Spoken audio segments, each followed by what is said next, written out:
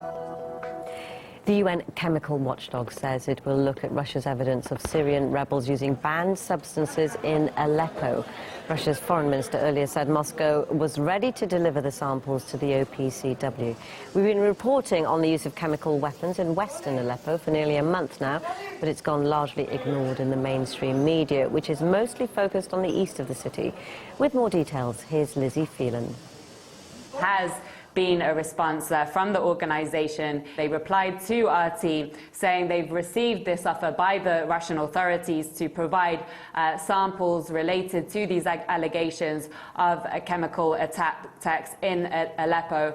And because of the security situation in Aleppo, they are unable to go there themselves. They will be willing to receive the samples collected by the Russian Ministry of Defense in either Damascus or The Hague. Well, CNN have been running a video of a young boy with a headline claiming that he's a victim of a chemical attack on the rebel-held eastern parts of Aleppo. Now, this video was filmed by a France-based organization called the Syria Charity, and it shows the boy in a hospital crying and describing a yellow smoke that he says he saw during this attack.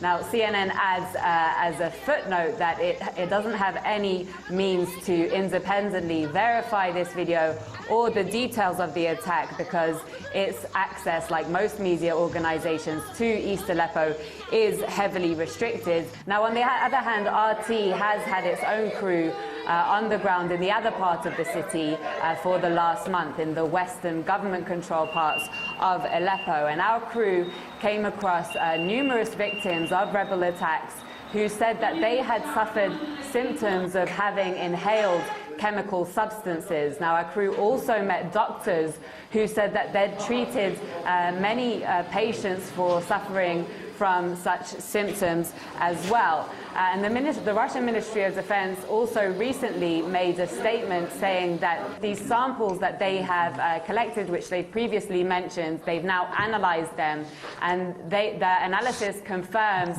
that rebels have been using both white phosphorus and chlorine gas, obviously both highly toxic chemical substances, that they've been using those substances in their frequent attacks on civilian areas in West Aleppo. During its latest briefing, the State Department claimed it's still investigating cases of ISIS using chemical weapons, but so far said no solid evidence has come to light. However, when speaking about the alleged attacks on hospitals by Russia and Syria, it stressed that all information comes from credible sources. Earlier, we spoke to our correspondent, Gayana Chichkan, in Washington. The State Department's John Kirby says he does not know if it was Russia or Syria that hit the 5 hospitals that the State Department had earlier accused Russia and the Syrian government of hitting in Syria. Kirby attributed the information to various sources. It is not the United States making these claims. It is reputable aid agencies. And you can go look for yourself on the website of the World... Hang on a second. Let me finish now. I'll let you. World Health Organization or Doctors Without Borders, the Syrian Observatory for Human Rights. You can turn on CNN today and look at some pretty gripping footage of what's going on in Aleppo. You can read reports out of the Associated Press. Also at the briefing, John Kirby said some of what he said on the subject of the hospitals came from U.S. intelligence sources, which he said he would not speak to from the podium, leaving open the question why wasn't the intelligence community able to say who exactly hit what hospitals. The State Department has primarily cited the World Health Organization, which did say 5 hospitals had been attacked in the Aleppo and Idlib provinces, but the group also said it's not their job to determine who did it or the cause of the damage that the hospital sustained. John Kirby said it could be either Russia or Syria because coalition planes were not flying in those regions at the time. Russia has denied allegations that it had hit the hospitals mentioned in the World Health Organization report. John Kirby today said even if it wasn't Russia, Russia is still responsible because of its association with Assad. Earlier, we discussed the matter with strategic analyst Gregory Copley, who questioned the State Department's sources.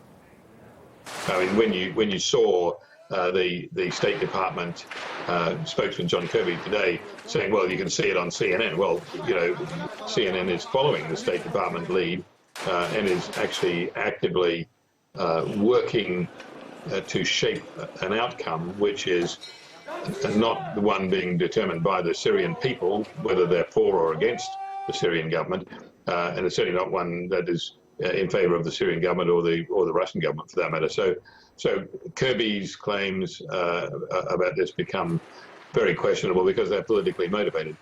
So we're seeing the growth of unsubstantiated claims by the State Department in particular, and the attempts to bring the US into a direct confrontation and to continue its claim that Syria is the Syrian government is the cause of all of the problems.